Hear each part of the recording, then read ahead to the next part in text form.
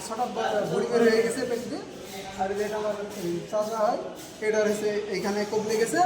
আর আরেকটা আমার ভাইয়ের এই হাত রক কেটে গেছে।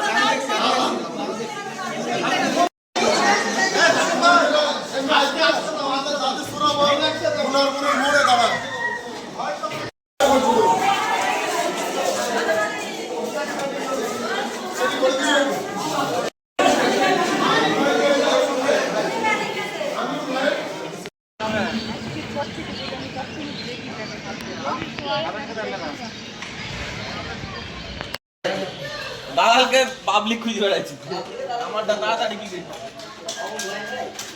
বেলা একটার সময় নামাজ পড়ার জন্য আমাদের রেডি ছিলাম। মাঠে থেকে খবর আসলো যে আমাদের জমি আমরা যে জমি দাওয়াত করি দাদাদের সাথে কিনা সেই জমি ওরা দখল করতেছে, ঠিক আছে। আমরা এবার যাই কারা সাহেব সাহেব বিপরীত পাই তাদের বাড়ি কোথায় সবার নাম তো জানে না।